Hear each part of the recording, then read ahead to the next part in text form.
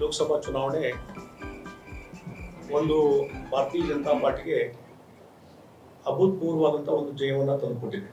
ಬೆಳಗಾವಿ ಲೋಕಸಭಾ ಕ್ಷೇತ್ರ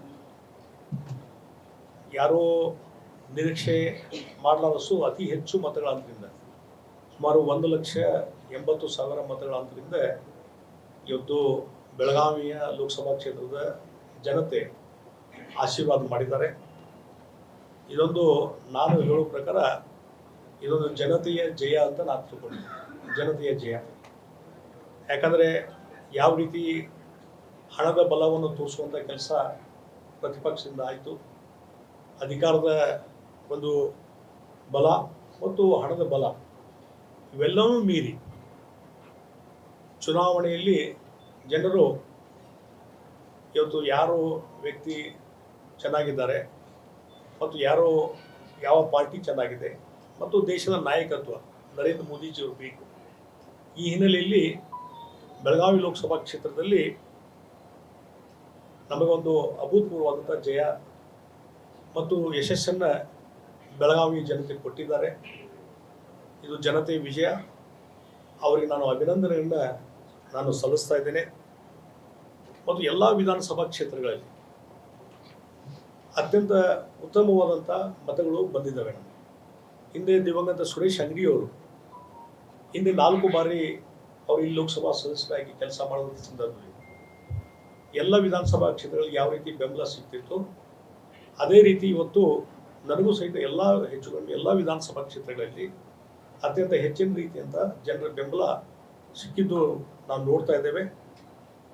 ಹೀಗಾಗಿ ಇದು ಇಡೀ ಒಂದು ಲೋಕಸಭಾ ಕ್ಷೇತ್ರದಲ್ಲಿ ಭಾಳ ಅತ್ಯಂತ ಹೆಚ್ಚಿನ ರೀತಿಯಲ್ಲಿ ನಾವು ಮನ್ನಣೆಯನ್ನು ಕೊಟ್ಟಿದ್ದು ನಾವೆಲ್ಲ ನೋಡ್ತಿದ್ದೇವೆ.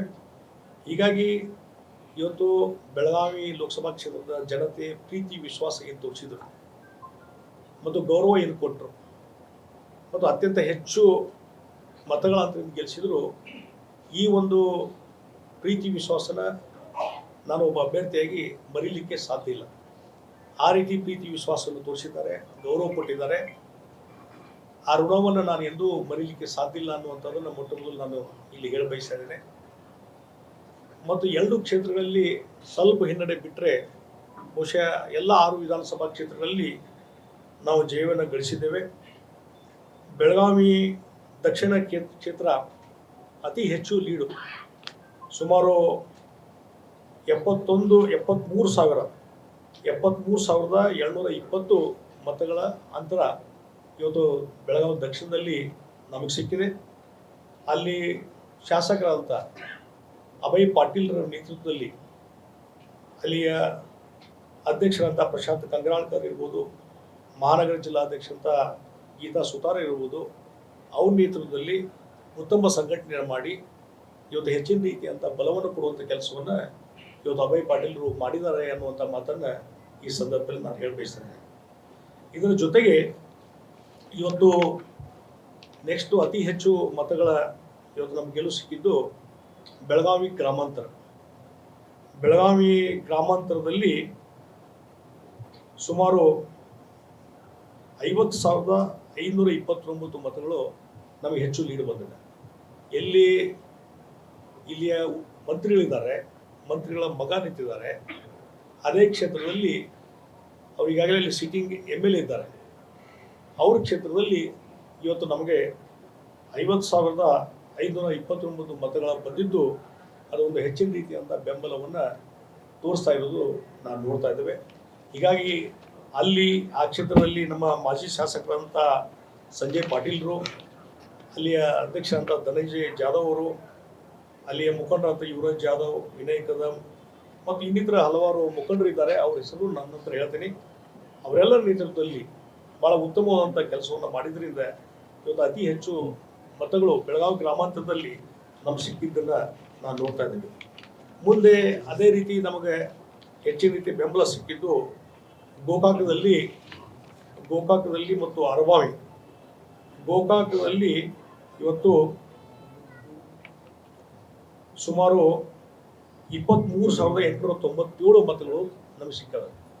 23,897 ಮತಗಳು ನಮಗೆ ಅತಿ ಹೆಚ್ಚು ಮತಗಳು ಸಿಕ್ಕಿದ್ದಾವೆ. ಅರಬಾವಿ ಕ್ಷೇತ್ರದಲ್ಲಿ 21,475 ಮತಗಳು ಅರಬಾವಿ ಕ್ಷೇತ್ರದಲ್ಲಿ ಸಿಕ್ಕಿದ್ದಾವೆ. ಹೀಗಾಗಿ ಇಲ್ಲಿ ಎರಡೂ ಕ್ಷೇತ್ರದಲ್ಲಿ ಭಾಳ ಒಂದು ತುರುಸಿನ ಚುನಾವಣೆ. ಅದರಲ್ಲಿ ನಮ್ಮ ಗೋಕಾಕದ ಶಾಸಕರಂತ ರಮೇಶ್ ಜಾರಕಿಹೊಳಿ ಅವರು ಮತ್ತು ಅಲ್ಲಿದ್ದಂಥ ಇನ್ನಿತರ ಮುಖಂಡರಂತ ಲಖನ್ ಜಾರಕಿಹೊಳಿ ಇರ್ಬೋದು, ಭೀಮ್ಸಿ ಜಾರಕಿಹೊಳಿ ಇರ್ಬೋದು, ಅಂಬಿರಾವ್ ಪಾಟೀಲ್ ಇರ್ಬೋದು, ಮಂಡಲದ ಅಧ್ಯಕ್ಷರಂತ ರಾಜೇಂದ್ರ ಗೌಡರು ಇರ್ಬೋದು, ಒಂದು ಸಂಘಟಿತವಾಗಿ ಪ್ರಯತ್ನ ಮಾಡಿ ಇವತ್ತು ಅತಿ ಹೆಚ್ಚು ಮತಗಳನ್ನು ಗೋಕಾಕ್ ಕ್ಷೇತ್ರದಿಂದ ಕೊಡಿಸುವಂಥ ಕೆಲಸವನ್ನು ಅವರು ಮಾಡಿದ್ದಾರೆ ಎನ್ನುವಂಥ ಮಾತನ್ನು ಈ ಸಂದರ್ಭದಲ್ಲಿ ನಾನು ಹೇಳ ಬಯಸ್ತೇನೆ. ಅದೇ ರೀತಿ ಅರಬಾವಿ ಕ್ಷೇತ್ರದಲ್ಲಿ ಬಾಲಚಂದ್ರ ಜಾರಕಿಹೊಳಿ ಅವರು ಉತ್ತಮವಾದಂಥ ಸಂಘಟನೆ ಮಾಡಿ ಅಲ್ಲಿ ರೋಡ್ ಶೋ ಮತ್ತೊಂದು ಎಲ್ಲ ನೋಡಿದಾಗ ಭಾಳ ದೊಡ್ಡ ಪ್ರಮಾಣದಲ್ಲಿ ಅವರು ಇನ್ವಾಲ್ವ್ ಆಗಿ ಕೆಲಸವನ್ನು ಮಾಡಿದರು. ಅಲ್ಲಿ ಮಂಡಳದ ಅಧ್ಯಕ್ಷರಂತ ಮಹಾದೇವ್ ಶಕ್ತಿ ಅವರು ಸಹಿತ ಉತ್ತಮವಾದಂಥ ಕೆಲಸ ಮಾಡಿದ್ರಿಂದ ಅತಿ ಹೆಚ್ಚಿನ ಮತಗಳು ನಮಗಲ್ಲಿ ಸಿಗ್ಲಿಕ್ಕೆ ಸಾಧ್ಯ ಆಯಿತು ಅನ್ನುವಂಥ ಮಾತನ್ನು ಈ ಸಂದರ್ಭದಲ್ಲಿ ನಾನು ಹೇಳ ಬಯಸ್ತೇನೆ.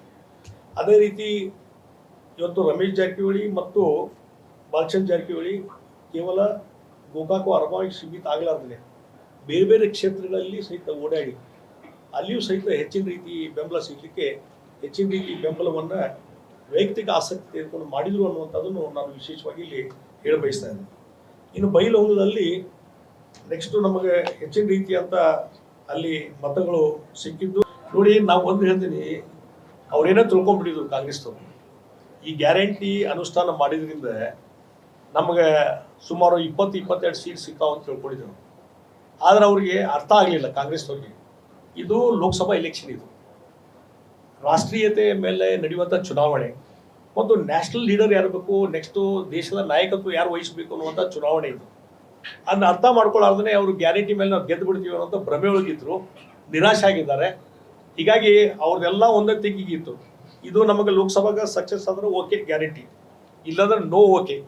ಹೀಗಾಗಿ ಈ ಕಾಂಗ್ರೆಸ್ಸಿನ ಶಾಸಕರೇ ಸ್ಟಾರ್ಟ್ ಮಾಡಿಬಿಟ್ಟಿದ್ದಾರೆ. ಇದರಿಂದ ನಮಗೆ ಯಾವುದೋ ಅನುದಾನ ಸಿಗ್ತಾ ಇಲ್ಲ, ಡೆವಲಪ್ಮೆಂಟ್ ಕೆಲಸ ಆಗ್ತಾ ಇಲ್ಲ, ಹಣ ಎಲ್ಲ ಗ್ಯಾರಂಟಿಗೆ ಹೋಗ್ತಾ ಇದೆ ರಾಜ್ಯ ಸರ್ಕಾರದ ಬೊಕ್ಕಸ. ಹೀಗಾಗಿ ಇದನ್ನು ಗ್ಯಾರಂಟಿನ ಕ್ಯಾನ್ಸಲ್ ಮಾಡ್ರಿ ಅಂತೇಳಿ ಅವರೇ ಕಾಂಗ್ರೆಸ್ ಶಾಸಕರು ಕ್ಯಾಂಪೇನ್ ಸ್ಟಾರ್ಟ್ ಮಾಡಿದ್ದಾರೆ. ಡೆಫಿನೆಟ್ಲಿ ನನಗನ್ಸೋ ಮಟ್ಟಿಗೆ ಸಿದ್ದರಾಮಯ್ಯವ್ರು ಏನೇ ಹೇಳ್ತಿರ್ಬೋದು, ಇಲ್ಲ ಗ್ಯಾರಂಟಿ ಸ್ಕೀಮ್ ನಾನು ಮುಂದುವರಿಸ್ತೀನಿ, ಕ್ಯಾನ್ಸಲ್ ಮಾಡೋದಿಲ್ಲ ಅಂಥೇಳಿ. ಆದರೆ ಇಂಟರ್ನಲ್ಲಿ ಅದು ಸ್ಟಾರ್ಟ್ ಆಗಿದೆ. ಅದರದ್ದು ಒತ್ತಡಕ್ಕೆ ಮಾಡೋದು ಬಹುಶಃ ಸಿದ್ದರಾಮಯ್ಯವರು ಗ್ಯಾರಂಟಿ ಯೋಜನೆ ಮುಂದುವರಿಸಲಿಕ್ಕೆ ಸಾಧ್ಯನೇ ಇಲ್ಲ ಅಂತ ನಾನು ಹೇಳ್ತೇನೆ. ಅವರೇ ನನ್ನ ಸಂಪರ್ಕದಲ್ಲಿಲ್ಲ ಮತ್ತು ಕಾಂಗ್ರೆಸ್ಸಿನ ಒಳ ಜಗಳ ಅವ್ರ ಹಣೆ ಬರ ಅವ್ರು ಬಿಟ್ಟಂತ ವಿಚಾರ.